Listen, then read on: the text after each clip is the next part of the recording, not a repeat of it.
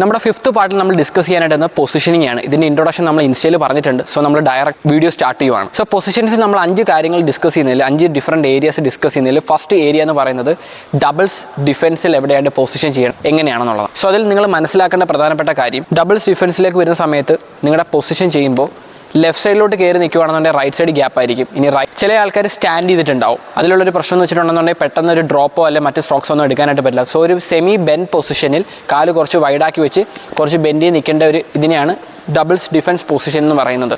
അതിൽ തന്നെ according to നിങ്ങളുടെ ലിഫ്റ്റിനനുസരിച്ച് റൈറ്റ് ലെഗ് ചിലപ്പോൾ ബാക്കിലേക്ക് വെക്കേണ്ടി വരും, ചിലപ്പോൾ ഫ്രണ്ടിലേക്ക് വെക്കേണ്ടി വരും. അതൊക്കെ അക്കോർഡിംഗ് ടു സിറ്റുവേഷൻസ് ചെയ്യേണ്ട കാര്യങ്ങളാണ്. സോ ഇത്രയും കാര്യങ്ങളാണ് ഡബിൾസ് ഡിഫൻസ് നിങ്ങൾ ഡബിൾസ് ഡിഫൻസ് പൊസിഷനിങ്ങിൽ മനസ്സിലാക്കേണ്ടത്. ഓക്കെ, സെക്കൻഡ് ഏരിയ എന്ന് പറയുന്നത് സർവീസ് ആണ്. ഓൾറെഡി നമ്മൾ സർവീസിനെ ഡിസ്കസ് ചെയ്തൊരു വീഡിയോ നമ്മുടെ ഇൻസ്റ്റയിൽ പോസ്റ്റ് ചെയ്തിട്ടുണ്ട്. അല്ലാത്ത പക്ഷേ ഈ ഒരു വീഡിയോയിൽ നിങ്ങൾ പൊസിഷൻസ് മനസ്സിലാക്കുക. കോർട്ടിൻ്റെ പ്രോപ്പർ ലൈന് ടച്ച് ചെയ്യുമ്പോൾ മാത്രമാണ് ഫോൾട്ട് ആവുന്നത്, അല്ലാത്ത പക്ഷേ അതൊരു ഫോൾട്ട് അല്ല. അപ്പോൾ മാക്സിമം ക്ലോസ് ആയിട്ട് നിൽക്കുക. അതുകൊണ്ട് തന്നെ നിങ്ങൾക്ക് വളരെ ചെറിയ പ്രഷർ മതിയായിരിക്കും ഷട്ടിൽ സർവീസ് അപ്പുറത്ത് എത്തിക്കാനായിട്ട്. സോ ഇതാണ് സർവീസ് ചെയ്യുമ്പോൾ ഒരു പൊസിഷൻ ഡബിൾ സർവീസിൻ്റെ.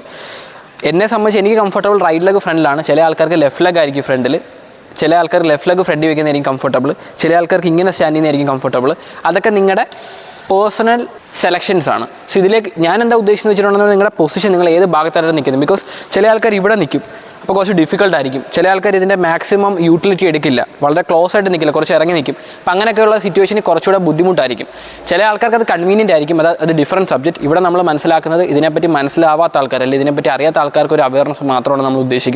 ഓക്കെ, ഇനി നമ്മൾ ഡിസ്കസ് ചെയ്യാനായിട്ട് പോകുന്നത് തേർഡ് പോയിന്റ് ആയിട്ടുള്ള റിസീവിങ് സിറ്റുവേഷൻ ആണ്. ഈ ഒരു സിറ്റുവേഷനിൽ ഏറ്റവും ഇമ്പോർട്ടൻ്റ് ആയിട്ട് മനസ്സിലാക്കേണ്ടത് ഓരോ ആൾക്കാരുടെ കപ്പാസിറ്റിക്ക് അനുസരിച്ചായിരിക്കും ഇതിൻ്റെ പൊസിഷനിങ് വരിക. ബിക്കോസ് ഫ്ലിക്ക് സർവീസ് വരുന്നതുകൊണ്ട് തന്നെ നിങ്ങൾ ഒരുപാട് ഫ്രണ്ടിലേക്ക് കയറി നിൽക്കാൻ ഞാൻ സജസ്റ്റ് ചെയ്യുന്ന അനുസരിച്ച് നിന്നിട്ട് ഫ്ലിക്ക് നിങ്ങൾക്ക് ഡിഫിക്കൽട്ട് ആയിരിക്കും. ഇനി ഒരുപാട് ബാക്കിലോട്ട് നിൽക്കുകയാണെന്നുണ്ടെങ്കിൽ ഫ്രണ്ട് ഓഫ് കോഴ്സ് ഡിഫിക്കൽട്ട് ആയിരിക്കും.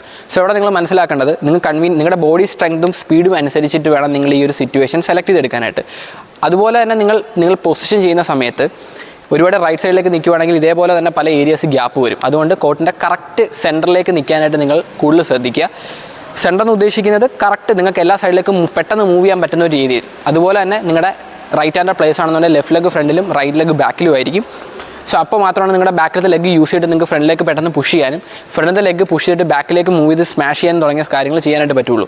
സോ ഈ ഒരു സിറ്റുവേഷനിൽ മനസ്സിലാക്കേണ്ടത് ഏകദേശം കമ്പാരിറ്റീവ്ലി നിങ്ങൾ ഫ്രണ്ടിലേക്ക് കയറിയിട്ടാണ് നിൽക്കേണ്ടത്, ബാക്കിലേക്ക് ഇറങ്ങിയോ മിഡിലും അല്ല നിൽക്കേണ്ടത്.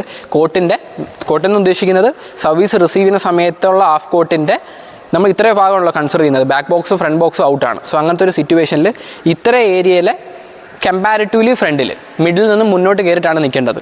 ഇതാണ് ഇതിൻ്റെ മിഡ് ഏരിയ. ഇതിൽ കുറച്ച് ഫ്രണ്ടിലോട്ട് കയറി നിൽക്കുന്ന സമയത്ത് ലെഫ്റ്റ് സൈഡും റൈറ്റ് സൈഡും ബാക്കും ഒരേപോലെ അലേർട്ടായിരിക്കണം. റാക്കിൻ്റെ പൊസിഷൻ മാക്സിമം ഫ്രണ്ടിലായിരിക്കണം. സോ ഇങ്ങനത്തെ ഒരു പൊസിഷനാണ് നിങ്ങൾ ഡബിൾസ് റിസീവിൽ മനസ്സിലാക്കേണ്ടത്. ഇതാണ് തേർഡ് പോയിന്റ് എന്ന് പറയുന്നത്. ഫോർത്ത് പോയിന്റ് എന്ന് പറയുന്നത് സർവീസ് ചെയ്യുന്ന സമയത്ത്, നമ്മുടെ പാർട്ണർ സർവീസ് ചെയ്യുന്ന സമയത്ത് നമ്മൾ എവിടെയാണ് നിൽക്കേണ്ടത് എന്നുള്ളതാണ്. അത് നമുക്ക് ഈ ഒരു ഏരിയയിലായിട്ട് നിൽക്കാനായിട്ട് പറ്റും. ഇവിടുന്ന് അങ്ങോട്ടേക്ക് സർവീസ് സമയത്ത് സർവീസ് ഡെമോൺസ്ട്രേറ്റ് ചെയ്യാനായിട്ട് ഇവിടെ ആരുമില്ല, എല്ലാവരും പോയി പ്രാക്ടീസ് ചെയ്തിട്ട് കുട്ടികളെല്ലാം വീട്ടിലോട്ട് പോയി. സോ ഇവിടെ നിങ്ങൾ മനസ്സിലാക്കേണ്ടത് ഈ ഒരു ഏരിയയിൽ നിങ്ങൾക്ക് സ്റ്റാൻഡ് ചെയ്യാം. ബിക്കോസ് സർവീസ് അവിടെ നിന്നായിരിക്കും നമ്മുടെ പാർട്ണർ ചെയ്യുന്നുണ്ടാവും. അപ്പോൾ ഇതൊരു പ്രോപ്പർ ഏരിയയാണ്, ഒരു തെറ്റില്ലാത്ത ഏരിയയാണ്. ഇവിടെ നിന്നുകൊണ്ട് തന്നെ നിങ്ങൾക്ക് ഒരുവിധപ്പെട്ട സ്ട്രോക്സിനെയൊക്കെ ഡിഫെൻഡ് ചെയ്യാനും കളിക്കാനായിട്ട് പറ്റും. സോ ഇതാണ് സർവീസ് ചെയ്യുന്ന സമയത്ത് നിങ്ങൾ കീപ്പ് ചെയ്യേണ്ട പൊസിഷൻ. ഇനി റിസീവ് ചെയ്യുന്ന സമയത്ത് പാർട്ണർ അവിടെ നിന്നായിരിക്കും റിസീവ് ചെയ്യുന്നുണ്ടാവുക. ആ ഒരു സിറ്റുവേഷനിൽ നിങ്ങൾ ഇതേ സെയിം പൊസിഷൻ കീപ്പ് ചെയ്ത് കളിക്കാം. പക്ഷേ അവിടെ ഫാസ്റ്റ് സർവീസ് വരുന്ന സമയത്ത് പെട്ടെന്ന് തന്നെ നമ്മൾ ആക്യുറേറ്റ് ആയിട്ട് മാറിയിട്ടില്ല എന്നുണ്ടെന്നുണ്ടെങ്കിൽ നമ്മുടെ പാർട്ണർക്ക് അത് ഡിഫിക്കൽട്ട് ആയിരിക്കും. അല്ലാത്തൊരു സിറ്റുവേഷൻ നമുക്ക് ലെഫ്റ്റ് ലെഗ് ഫ്രണ്ട് വെച്ചിട്ട് ഒരു സെമി റിസീവിങ് പൊസിഷൻ പോലെ നമ്മളെ കീപ്പ് ചെയ്യാം.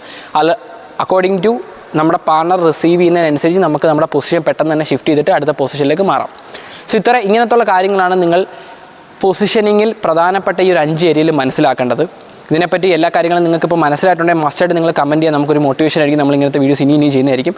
നെക്സ്റ്റ് പാർട്ട് എന്താണ് നിങ്ങൾക്ക് ആവശ്യമില്ല, നിങ്ങൾ എന്താണ് കൂടുതലും അറിയാൻ ആഗ്രഹിക്കുന്നത്, അല്ലെങ്കിൽ നമ്മളൊരു സ്ട്രക്ചർ ആയിട്ടുള്ള രീതിയിൽ ഇനി നമ്മൾ ചെയ്യാൻ ഉദ്ദേശിച്ച കാര്യം തന്നെ ചെയ്താൽ മതിയോ എന്നുള്ള കാര്യം നിങ്ങൾ മസ്റ്റായിട്ടും കമൻറ്റ് ചെയ്യുക. So see in the next video.